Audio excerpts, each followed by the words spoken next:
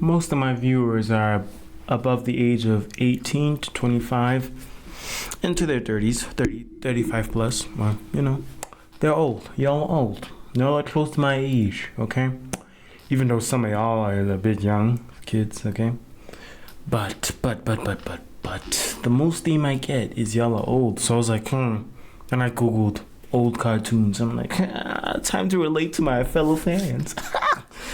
Then out of nowhere came a show called Johnny TwoTwo. Johnny TwoTwo, not Johnny TwoTwo. It just says TwoTwo. Does anyone remember? Let's just get into it. I'm not gonna do this. That captured the hearts of children everywhere who didn't have cable. Today I'm going to look back at the quirky, imaginative world of Jacob TwoTwo. Based on the books by Mordecai Richler, the series first premiered in 2003 and ran... I remember this show. 2003. Am I that old? Are we that old? And for 5 seasons on the now defunct network Cubo. Jacob TwoTwo follows the adventures of Jacob, the and I watched this show in Nickelodeon, bro. Nickelodeon and Nicktoons. Youngest member of his rather large family. Having just moved to Montreal at the beginning of the series, Jacob's world is a blend of the ordinary and the extraordinary. Jacob, due to being the quote-unquote littlest in his family, feels overlooked. Because he feels overlooked by his older siblings, Jacob repeats everything twice to make sure he's heard. A unique trait that defines his character and gives the show its name. Growing up watching this show on Cubo, I thought his quirk of saying things twice was really endearing and unique. Is that why he's called Jacob TwoTwo? I always thought that he... What? Nah, I always thought because he always has two things, like Jacob TwoTwo. Oh, no, not TwoTwo, like the skirts, a tutu. I thought that's why they call him Jacob TwoTwo, like Mr. TwoTwo. Like, that was the second reason. I thought, two things when I saw the TwoTwo, but when I heard it first, yes. Until I grew up and saw some mafia films. And Jimmy Two Times, who got that nickname because he said everything twice, like... I'm gonna go get the papers. Oh. Family dynamics play a central role in the series. Jacob's siblings are Daniel, the oldest, who has blue hair. Is that why I keep repeating things?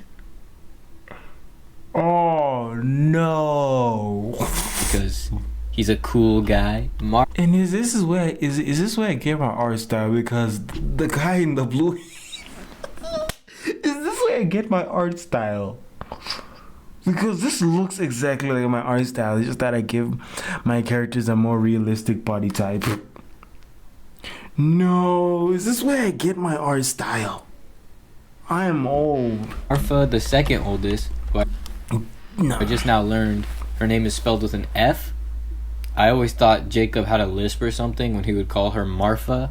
I thought her name was Martha with a TH, but no, it's Marfa. Marfa. And Emma and Noah, who I believe are twins. Marfa. The interactions Jacob had with his family resonated with me because my mom would tell me stories of her growing up as the youngest sibling in a big... Right, gotta go check my house. I gotta check something. I'll be right back. Oh, I'm back. Okay.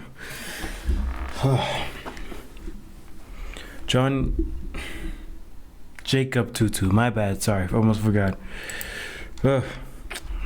Family, and it was very similar to what the show portrayed, in which the oldest sibling somewhat cares about you, the middle siblings are indifferent towards you, and the ones immediately above you despise you. Ouch. However, the show does a good job of highlighting that despite the teasing and sibling rivalry, there's an underlying tone of love and support that reinforces the importance of family bonds. Jacob's siblings are not that notable in the show.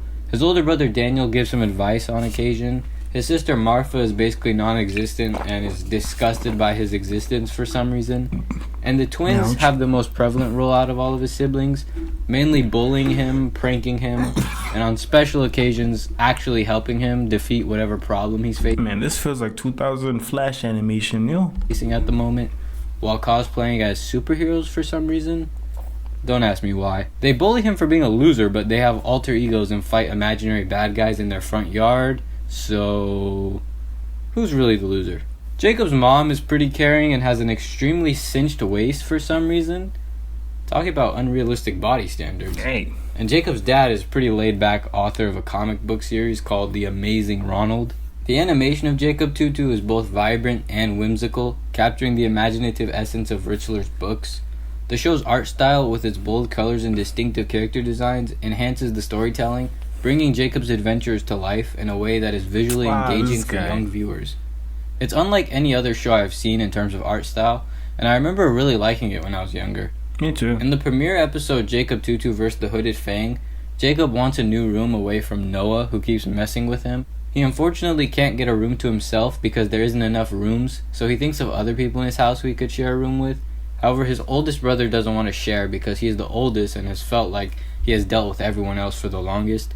And Jacob doesn't want to share with any of the girls. His dad eventually suggests moving into the attic, which he says he will turn into a room for Jacob if he really wants to get away from Noah. Jacob agrees, however, once Noah finds out, he starts telling Jacob scary stories about the Hooded Fang, who is a wrestler on the TV. He tells him that the Hooded Fang snatches boys from their beds and breaks them in half because that's what wrestlers are known for, obviously. The fudge. And Yeah, well, wrestling did have a big reputation back in the day. this scares Jacob pretty bad. However, he is determined to not give up on attaining his own room. A day or so later, Jacob's dad surprises his kids and takes Jacob, Emma, and Noah to one of the Hooded Fang's wrestling matches, What which about makes the other Jacob ones? a little nervous. Once they get to the arena, Jacob runs into a guy named Gary while on his way to get some popcorn.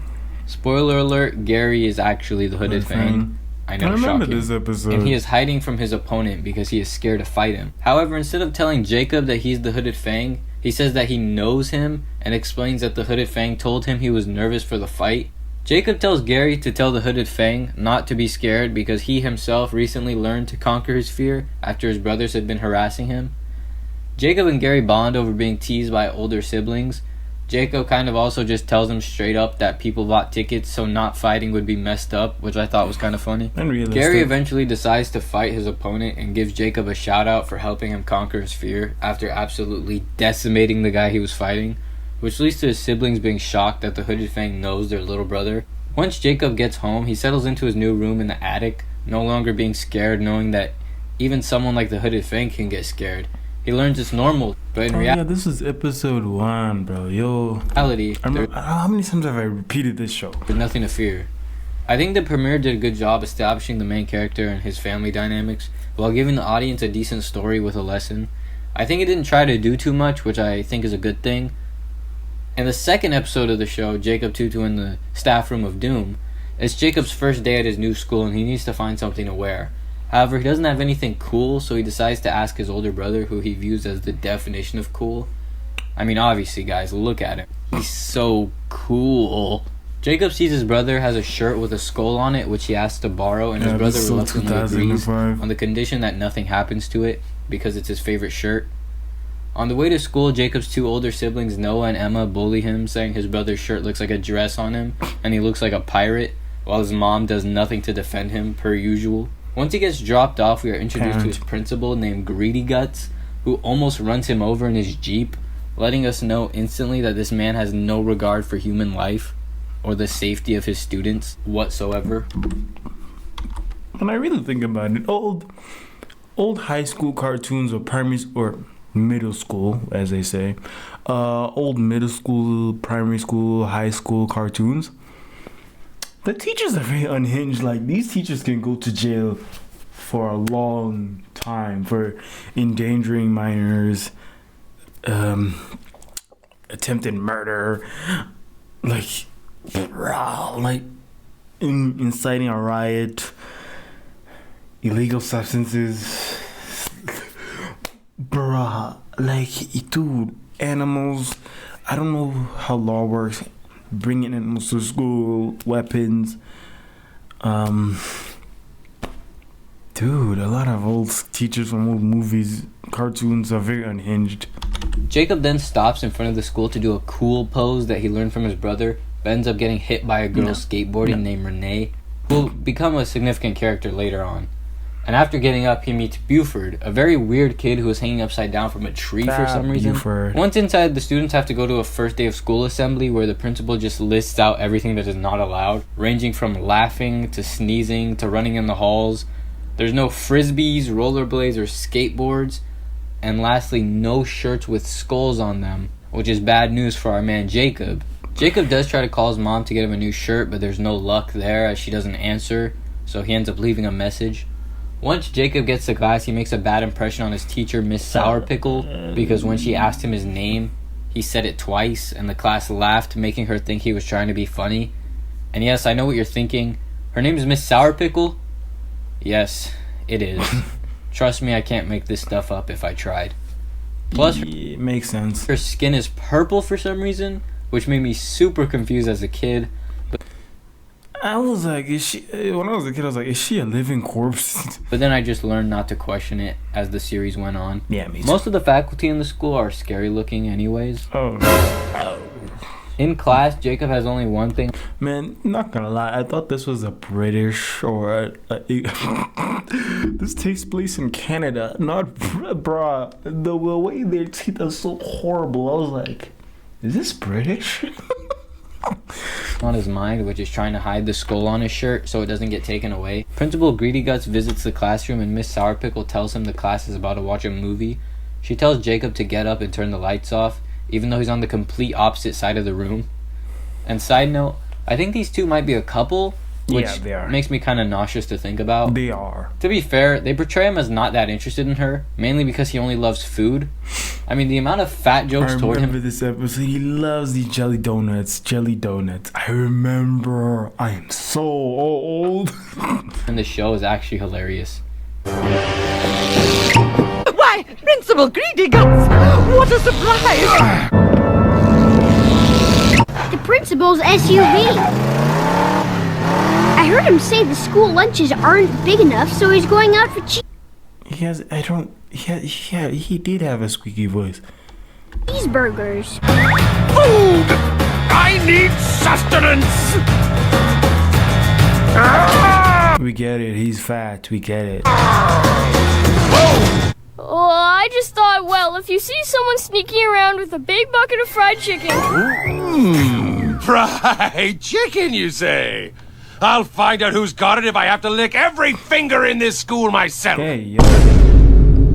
Gangway! The beast is stirring! Get me to a drive-thru! Fast!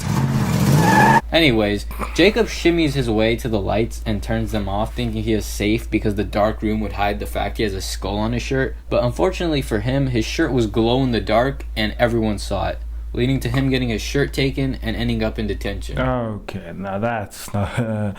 Eventually, his new friend Buford comes in through a vent to save Jacob from detention and brings a pile of shit for some reason. I'm just kidding, it's pudding. Still weird though. Once Buford tells him that Greedy Guts left, him and Buford devise a plan to sneak into the secret vault hidden in the staff room to get his shirt back. Once they break into the staff room, they run into Renee, who is also on a mission to try and get her skateboard back, which was confiscated by Greedy Guts. Jacob eventually finds the door and has to enter a code, which he guesses is Greedy Guts due to the principal's self-obsessive nature.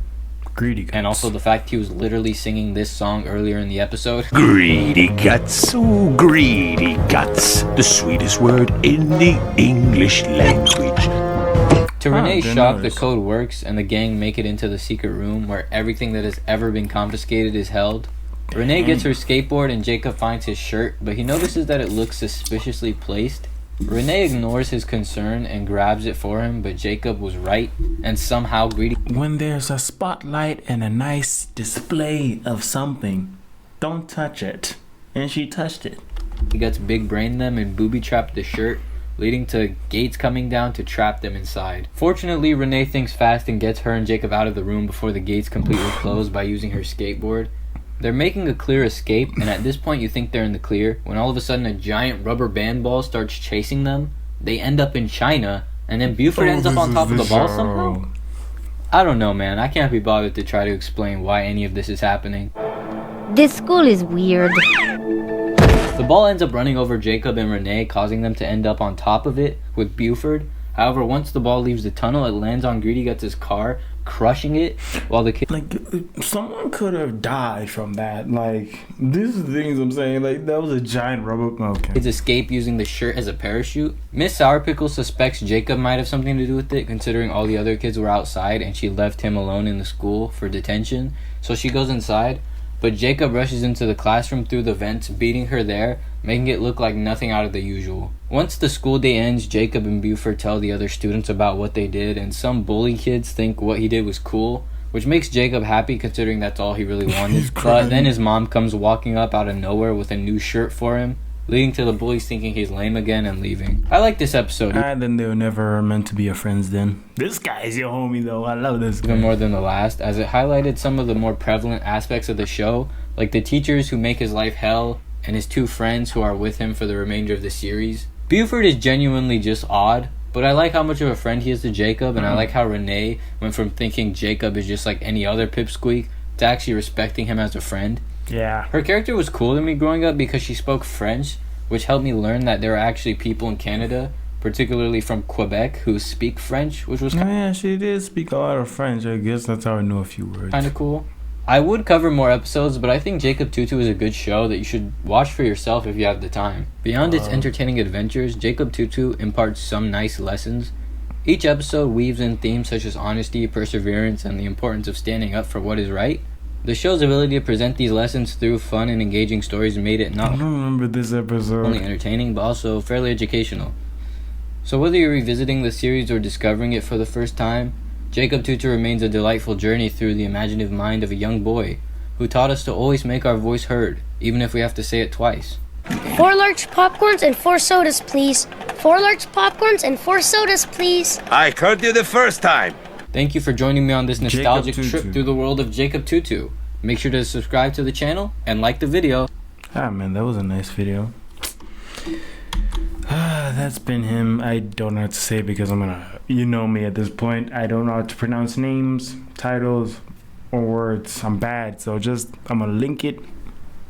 I don't know if I'll show it. I don't know if future me will show it. I don't know. But just know that's Jacob TwoTwo. And I can remember it. Every night by this time, around this time, I'll watch that show. It was always at night. I'll watch that show. I guess that's why I don't have so many memories of it, because I don't usually watch cartoons at night when I was a kid. But when I did, that would be playing. And Jacob TwoTwo, but and I am the last born, so I did grow up repeating myself most of the time, every time. So in a way, I did relate to him, you know? Yeah, I always had to repeat everything I said. Huh. Dang, bruh, Jacob TwoTwo. Dang, bruh. Now that was a nice callback. Do you feel old? I feel old. No, man, no. Okay, it's been Triple Lens King with another video from his video. Don't know how to say the name. Like and subscribe. His video. Like, subscribe my videos. From Triple Lens King with another one. Peace.